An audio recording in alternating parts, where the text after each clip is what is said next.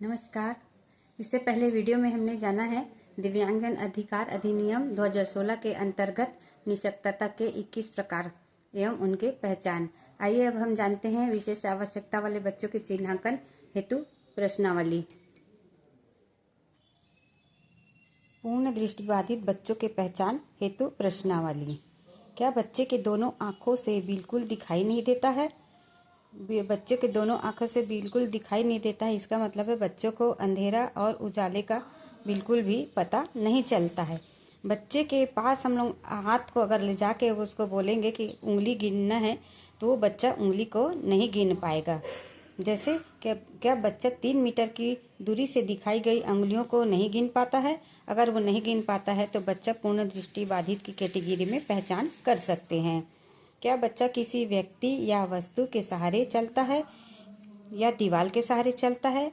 बच्चा पूर्ण दृष्टिबाधित है, इस कारण उसको व्यक्ति के सहारा चलना पड़ता है। जैसे बच्चा को हम किसी वस्तु को दिखाना चाहेंगे तो बच्चे को स्पर्श के माध्यम से हमको उसको स्पर्श कराकर दिखाना या समझाना पड़ता है, क्योंकि बच्चा सुनकर ही समझता है। अल्प दृष्टिबाधित वाले बच्चों की पहचान हेतु प्रश्नावली। क्या बच्चे को एक या दोनों पुतलियों से धुंधला दिखाई देता है? क्या बच्चे दोनों आँखों का आकार बड़ा होता है? कई बच्चों को देखने में आया है कि एक बच्चे का आँख एक छोटा होता है, एक बड़ा होता है, इस कारण बच्चों को देखने में समस्या आती है। क्या बच्चे के आँखों के पलकों में सूजन या किनारे में लाल रहता है? क्या बच्चा आँखों का काम करने के बाद सिर दर्द की शिकायत करता है? जैसे बच्चा कोई पुस्तक को कोई पढ़ता है तो उसको बहुत देर तक पढ़ने में आँख दर्द करता है और सिर भी दर्द करता है, इस कारण उसको बच्चे को शिकायत रहती है। क्या प्रायः बच्चा बार बार आँखें झपकता है? बच्चे के आँखों से पानी आता है? बच्चा बार बार आँखों को मलता है? क्या बच्चा श्याम पट्ट से कुछ लिखते समय प्रायः आसपास के बच्चों से पूछता है? बच्चा स्कूल में बच्चे को ब्लैक बोर्ड से दूर से दिखाई नहीं देता है, ऐसे बच्चों को ब्लैक बोर्ड के पास ले जाकर हमको उसको अक्षर को पढ़ाना पड़ता है। और कई बार ऐसा अच्छा होता है कि बच्चों को समझ में नहीं आता है तो बच्चे को अपने पास के साथियों से पूछना पड़ता है। क्या बच्चे की आंखों की पुतलियां सफ़ेद दिखाई दे रही है? क्या बच्चा पुस्तक तथा अन्य चीज़ों को आँख से के पास बहुत ले जाकर देखता है? जैसे बच्चे को अगर पुस्तक पढ़ना होता है तो बच्चे को पुस्तक को अपने आँख के पास ले जाकर टिकाकर देखकर पढ़ना पड़ता है। क्या बच्चा एक आँख ढक कर सिर आगे की ओर झुका देता है? बच्चों को देखने में समस्या आती है, इसलिए बच्चा एक आँख को ढककर आगे सिर के झुका देता है। क्या बच्चा चलते समय अपने आसपास की वस्तुओं से टकरा जाता है और चलते समय सही स्थान पर पैर नहीं रखता है? क्या बच्चा बारीक कार्यों को करने में अरुचि दिखाता है? क्या बच्चा प्रकाश की ओर अपना मुंह करता है या प्रकाश के विपरीत अपना मुंह फेर लेता है? बधिरांधता। ऐसे बच्चे ना देख सकते हैं, ना सुन सकते हैं, ना ही बोल सकते हैं। ऐसे बच्चों को बधिरांधता की कैटेगरी में पहचान कर सकते हैं। प्रमस्तिष्कीय पक्षाघात सीपी बच्चों की पहचान हेतु प्रश्नावली। क्या बच्चे का सिर गर्दन अनियंत्रित रहता है तथा लार बहता है? बच्चा अपने गर्दन को संभाल नहीं पाता है। क्या बच्चों की मांसपेशियों में कड़ापन या ढीलापन पाया जाता है, जिसके कारण उठने या बैठने में परेशानी होती है?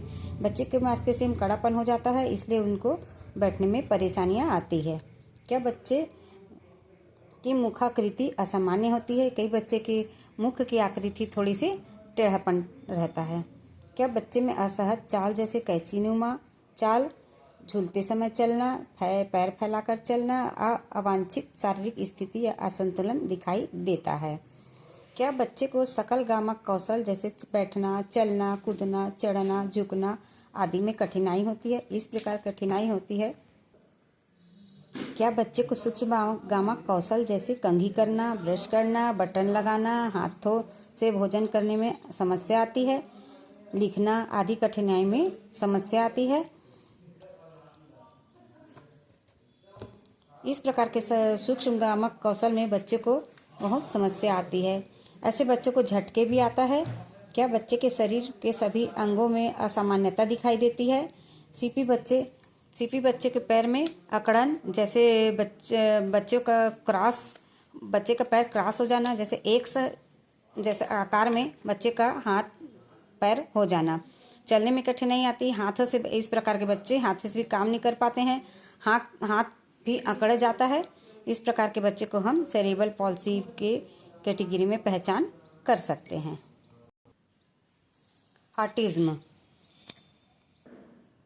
ऑटिज्म स्वलीनता वाले बच्चों की पहचान हेतु प्रश्नावली। क्या बच्चा बात करते समय दूसरों से नज़र नहीं मिला पाता है? ऐसे बच्चे हमारे द्वारा कहे गए शब्दों को दोहराता है, जैसे तुम्हारा नाम क्या है उसको पूछने पर वह वापस तुम्हारा नाम क्या है बार बार कहता है। ऐसे बच्चे अपने में स्वयं में लीन रहता है। क्या सामूहिक निर्देश में मैं तुम जैसे सर्वनाम शब्द प्रतिक्रिया नहीं कर पाता है, बल्कि नाम लिए जाने पर प्रतिक्रिया कर पाता है। ऐसे बच्चे जैसे मैं तुम बोलेंगे या उसको तुम्हारा नाम क्या है या तुम उसके नाम से पुकारेंगे तभी वो अपनी प्रतिक्रिया देता है। क्या बच्चा सहपाठियों के साथ खेलने में कठिनाई महसूस करता है? वह खेल के नियम को समझाने में कठिनाई महसूस करता है। ऐसे बच्चे जल्दी कुछ भी खेल को समझाने से या कोई वस्तु को भी दिखाकर समझाने से जल्दी समझ नहीं पाता है। क्या बच्चा अकेले रहना पसंद करता है? ऐसे बच्चे अपने आप को अकेले रहना ज़्यादा पसंद करता है। क्या बच्चे में पुनरावृत्ति व्यवहार प्रदर्शित होता है, जैसे शरीर हिलाना, गोल घुमाना, अजीब आवाज़ करना, ताली बजाना? ऐसा बच्चा अकेले में बैठकर ऐसा आगे पीछे झूलता रहता है। बौद्धिक निःशक्तता वाले बच्चों की पहचान हेतु प्रश्नावली। क्या बच्चे का समान आयु समूह के सभी बच्चों की तुलना में बौद्धिक स्तर कम है? क्या बच्चों की शैक्षणिक उपलब्धियां लगातार न्यून है? क्या बच्चा वास्तविक वस्तुओं के प्रस्तुतिकरण पर बहुत अधिक निर्भर रहता है? क्या बच्चे में एकाग्रता का अभाव है? ऐसे बच्चों में एकाग्रता की अभाव होता है। क्या बच्चे की स्मरण शक्ति की अवधि भी कम होती है?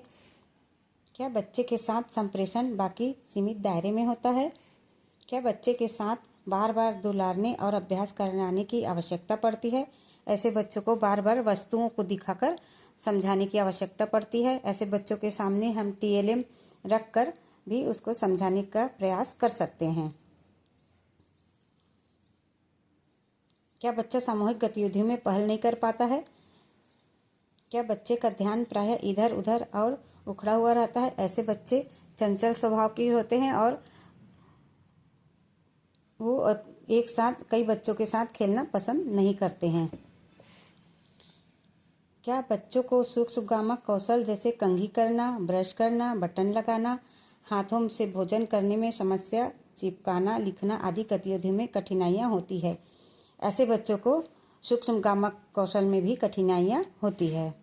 क्या बच्चा अपनी दैनिक क्रियाओं जैसे शौच की आदतें, नहाना, कपड़े पहनना, स्वयं की स्वच्छता रखने में एवं सामान्य घरेलू कार्य करने में असमर्थ या दूसरों पर निर्भर रहता है?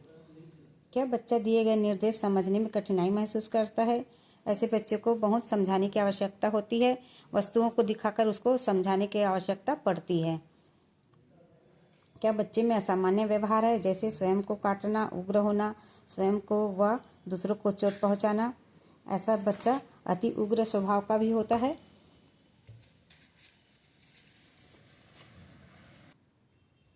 क्या बच्चा डाउन सिंड्रोम वाले बच्चे मंगोल बच्चे के जैसे दिखाई देते हैं? क्या बच्चे की आंखें तिरछी, नाक चपटी, कद छोटा, हाथ छोटा, उंगलियां छोटी छोटी होती है? क्या बच्चे का शरीर काफ़ी भारी होता है? क्या बच्चे की गर्दन छोटी एवं चौड़ी होती है? क्या बच्चे के कान छोटे छोटे होते हैं? इस प्रकार प्रश्नावली के माध्यम से हम दिव्यांग बच्चों की पहचान कर सकते हैं। बाकी दिव्यांगता की पहचान हेतु प्रश्नावली अगली वीडियो में। जानकारी अच्छी लगे तो वीडियो को लाइक एवं चैनल को सब्सक्राइब करें।